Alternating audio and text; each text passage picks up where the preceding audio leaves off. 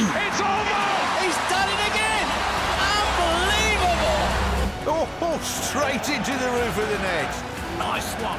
Straight down the middle. So, a good performance from both. Hello and welcome to Firstpost. I'm Rupha Ramani. Let's get started.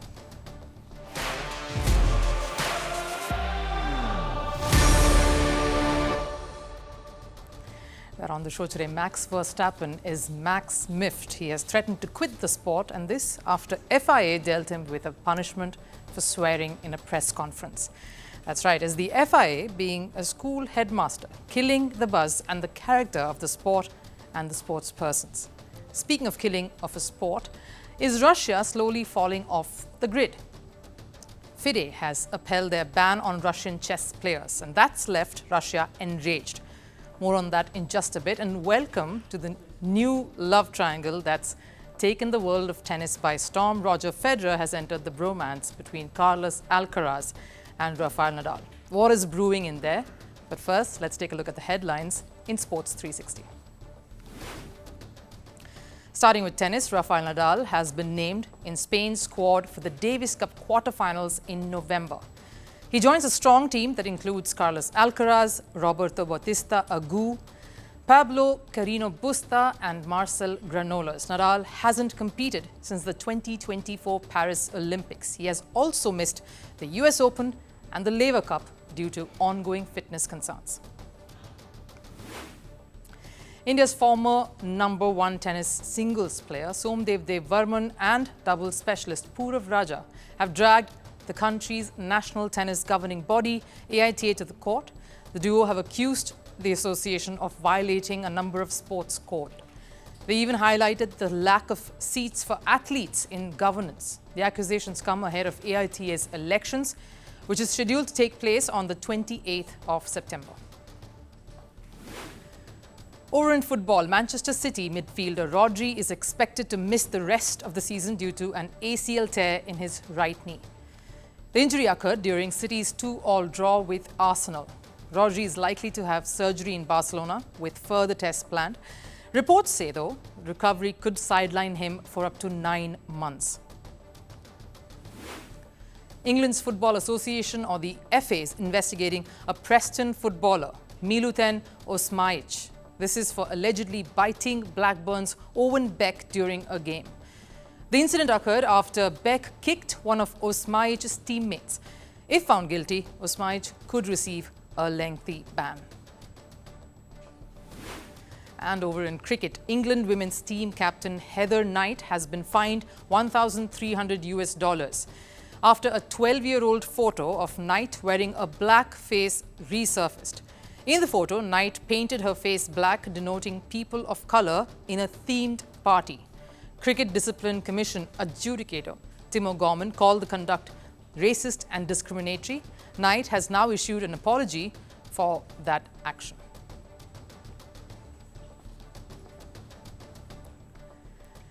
Russia and India may have long and cordial relations, but they are at the opposite ends of the sporting spectrum, at least when it comes to chess. On one end, India is taking giant steps towards becoming a rising superpower in various sporting disciplines, and on the other, the once dominant powerhouse, Russia, is falling off the grid.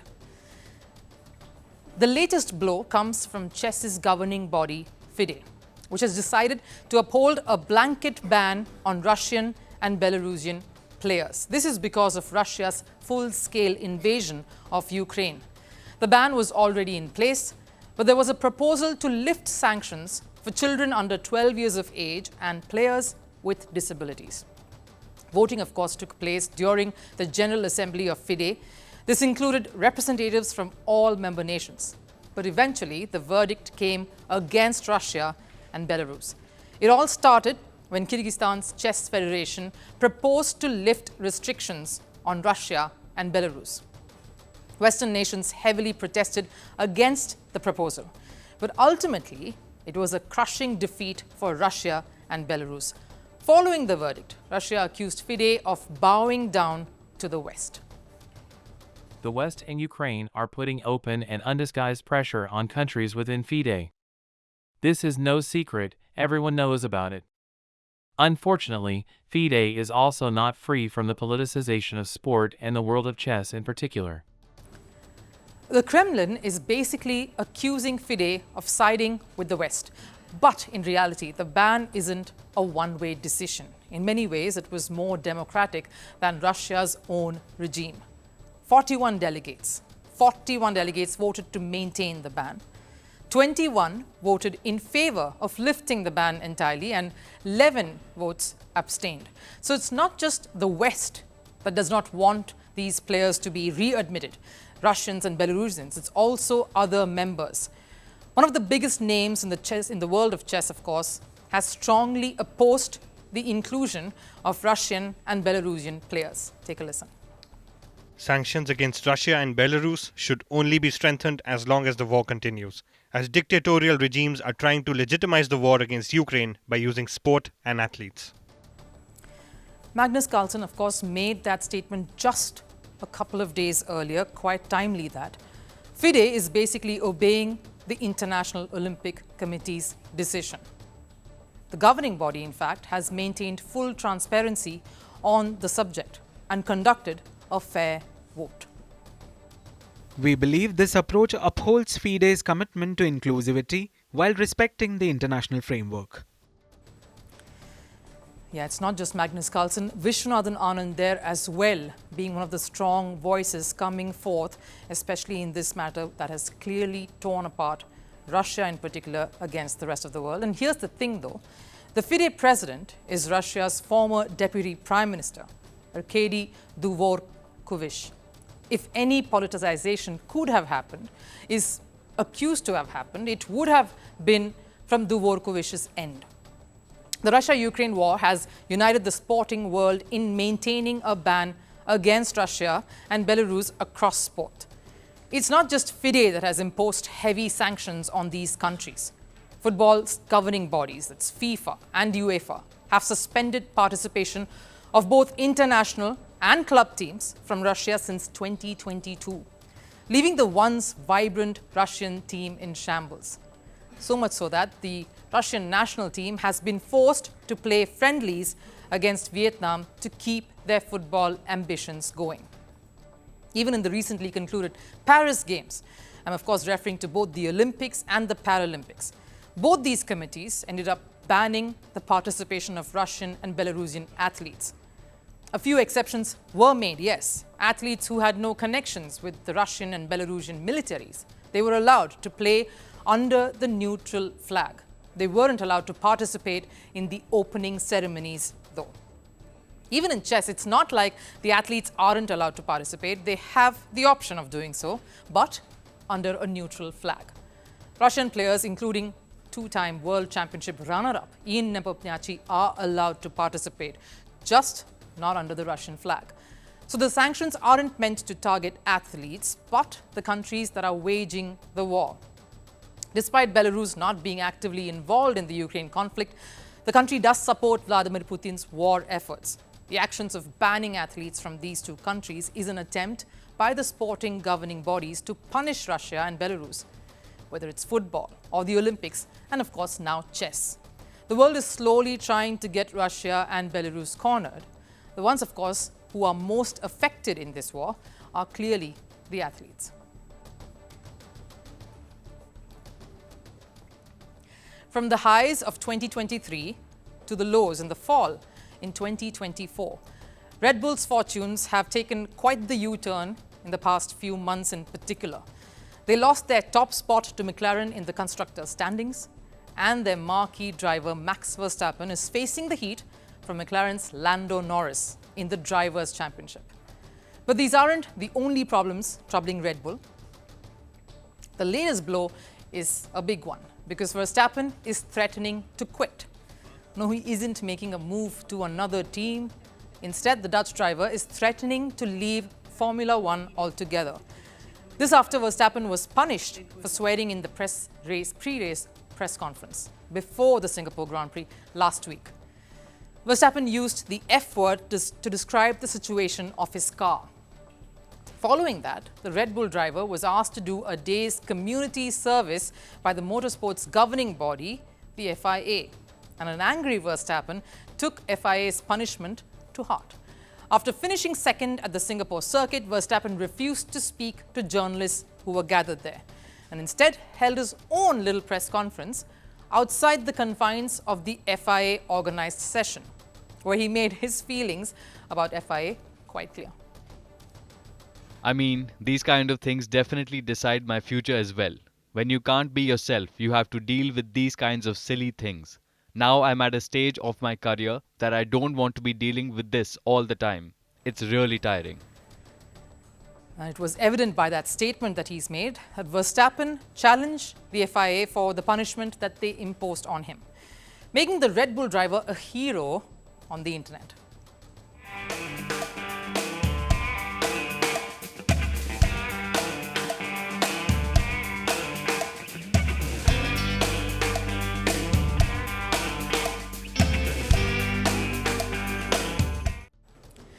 Now, don't get me wrong here, we're not promoting the cuss words or the use of foul language by sports personalities or anyone for that matter. It's obviously wrong to use any such language on a public platform. But here's the thing, instead of stipulating a fine on Verstappen, the FIA asked Verstappen to do community service, a punishment usually given by the judiciary for breaking a law in the country. The F1 governing body here is not trying to call out Verstappen for his mistake. Instead, they are trying to act like the moral police. In fact, when one looks at other sports, other sporting disciplines, players are usually fined for swearing in press conferences. It's there. This has been seen time and again in the American Football League, NFL, Basketball League, NBA. In 2022 alone, NBA players were fined over $95,000 just for swearing in press conferences. In the same year, tennis player Nick Kyrgios was slapped with a fine for swearing and spitting during his second round win at the US Open. That's right, he was fined $11,000 for his unruly behavior. Clearly, Kyrgios was way out of line and he paid the price for his act. Verstappen is saying that FIA could have followed the same here too, imposed a fine on him instead of targeting him on moral grounds. A reason that drivers, former and current, are united in backing Verstappen on. How many lifetime community services would Günther Steiner have to serve for using the F word? He was glorified for using the F word. Netflix broadcast this worldwide, no problem. But then to suddenly change like that? Also backing Verstappen is Lewis Hamilton, who said that the Red Bull driver should just avoid the community service. He in fact went ahead to say, had he been in Verstappen's shoes in this situation, Hamilton would not have complied. And Verstappen's anger isn't just tied to this incident. The FIA isn't planning to stop just here. Their motto is to ban the use of foul language not just during press conferences, but also on the racing circuit too. We have to differentiate between our sport, motorsport, and rap music. We're not rappers, you know. They say the F word how many times per minute? We're not on that. That's them, and we are us. That's right, and this, of course, has seen a heavy backlash from every driver, from Verstappen himself, who said, what are we, 5-year-olds or 6-year-olds, to Lewis Hamilton, who also lashed out against this. He, in fact, said those are the wrong choice of words, and there's a racial element to this. They're not pleased by the FIA's schooling tactics. Hamilton saw racial stereotyping in there. Verstappen, though, was baffled by this sort of a treatment by the FIA. Again, not promoting the use of cuss words here, but the kind of intensity with which players play sport, they tend to get carried away many times. We've seen that with across other sporting disciplines, like Indian cricketer Virat Kohli. Despite being known as the face of cricket, his on-field outbursts may not be the best for any budding athlete to learn off. But the aggression he brings to the sport is something that cricket world enjoys. They revel in it. We have footballers who do the same. Even renowned managers like Pep Guardiola have been caught swearing on the sidelines. He even recently kicked the dugout bench during a game against Arsenal. Imagine not having that intensity on the pitch, in the field, wherever you are. Would sport still be as popular, as intense? Even in UFC, fighters are allowed to cuss, not just in the ring, but even in press conferences. It's considered a highlight of USC, adds to the drama. Come and shut this man up. A little rat, a little weasel. I showed you my hands, no weapons. I don't know what this guy talking about. I don't understand what he gonna do 6 October. He think whiskey gonna help him? Let me take my picture. How's Noah?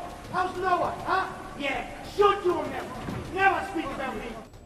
That's what fans come for, that intensity, that rivalry, the contest. Clearly, other global sporting bodies understand that being the ethics enforcer isn't possibly right for the sport. Maybe FIA should try to comprehend this too. It's fine to act like a headmaster and maintain law and order, but these are adults with character. Sport devoid of that would be no fun. Now, in the absence of Rafael Nadal, who had to painfully withdraw from the Laver Cup, his prodigy of sorts, Carlos Alcaraz, didn't disappoint. The young Spaniard was in fact the most impressive player in the tournament. But we aren't talking about his prowess on the court today, nor are we going to speak about how he scored those wins for Team Europe.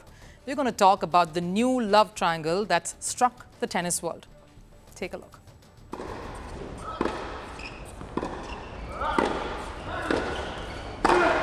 When the young Carlos Alcaraz burst onto the scene, the world saw the similarities. You couldn't escape it. The cheery smile, the aggressive play, the unstoppable stamina and the thirst for success. While the legend of Rafa Nadal was walking into his last phase, Alcaraz was starting his own glorious era. Both Spaniards tethered together, Alcaraz looking up to Rafa and hoping to follow in his footsteps. You just could not miss the connect. It's been a beautiful experience, unforgettable moments. My childhood dream was to play with Rafa, to learn up close from him, and it's come true. We should focus on the positives. It's been a wonderful experience. It did feel like one legend was passing on the baton to his successor, someone he had personally handpicked.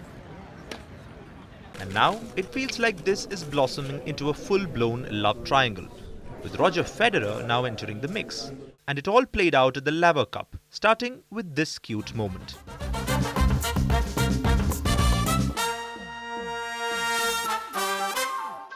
The former world number one showing the contender to the throne how it's done. That adjusting of the bow tie, a very poignant moment, felt like Federer giving Alcaraz his blessings. And the internet loved it. In the absence of the Federer-Nadal bromance, they are given another treat. Federer picking his next generation to pass on the legacy.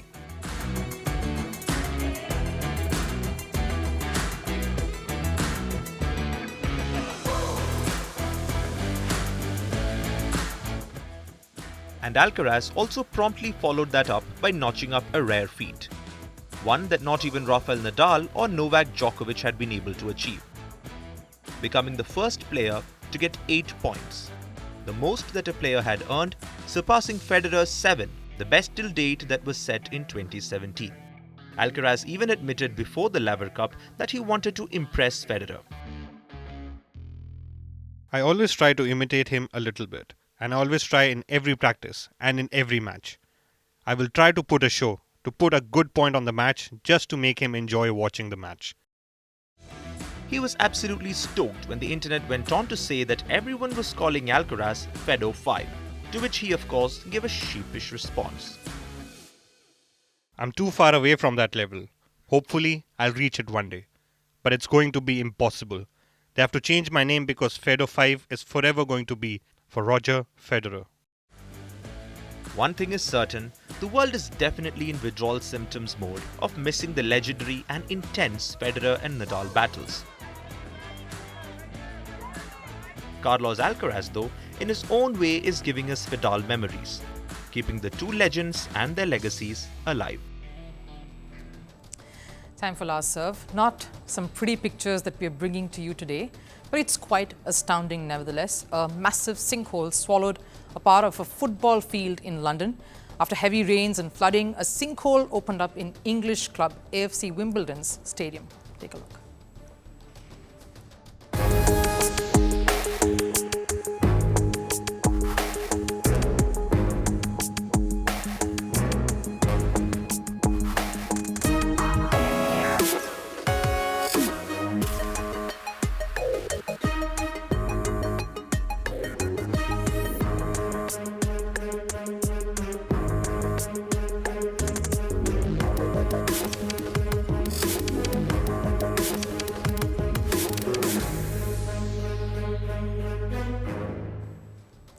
That wraps it up here on Firstpost.